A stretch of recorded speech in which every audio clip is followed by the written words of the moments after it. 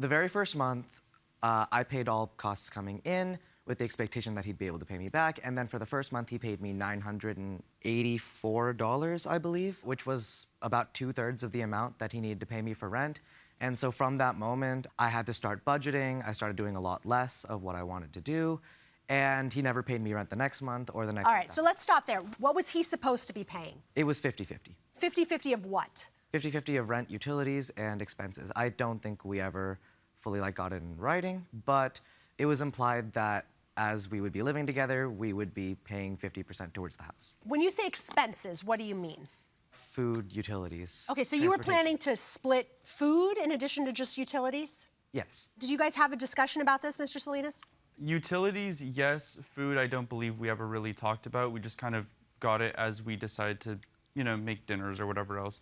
Like, oh, this time I'll get it, this time you get it. Or... Was it always the plan that Mr. Salinas was going to ask you to kind of front the first month, or did that just come up when he showed up? I agreed to front the first month. Okay, because he was moving that month? Yeah, because he was moving that month, and I was like, this is going to be a big deal for you, and I have savings, and he didn't have too much at the time. So okay. I expected you to pay me back. Okay, Mr. Salinas, you had a different understanding. Yep. You claim that at some point, Mr. Iyengar offered to cover the remaining portion of your rent. Yeah. And was it your understanding that he would cover that without reimbursement? It was to my understanding that he would cover it without reimbursement, but at the same time, I also did expect for myself to be able to pay that back. It only was until, the later developments of post-move that I wasn't able to continuously pay back, and he kept getting on me about it, that I decided I no longer wanted to do that because I needed to stabilize my life, and I realized that he was already in a stable position. As soon as I moved out, he had a new car, so I was like, okay. If you're able to do that, then I don't feel bad for you until I get back on my feet. At the beginning, what did he say to make you believe that he was going to cover the rent without reimbursement? Well, we always had this understanding. For example, like he said, we went to concerts and festivals.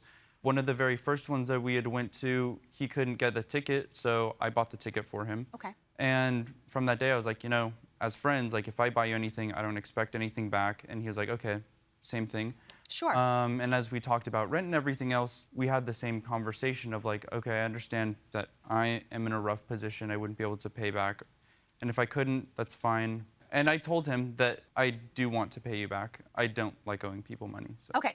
Did this conversation happen at all? This conversation never happened. Okay. I agreed that for stuff like concert tickets, not like really high expenses, as friends, we pay for each other. And that kind of makes sense. I can imagine having that conversation. I'll buy you a concert ticket if you can't afford one, but rent seems a little different to me. Mm-hmm. But you're saying that you still had that conversation with him about the rent? Yeah. That never happened. Okay.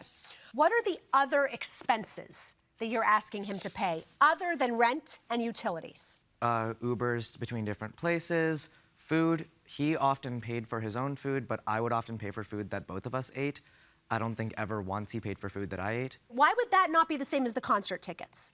Because the way that I see it, this sort of friendship agreement, is not I'll pay for your stuff if you need it. It's we'll pay for each other's stuff because it's not a big deal and it'll even itself out in the end. Not that you're gonna continuously rack up a debt against me. And I definitely have told him it before.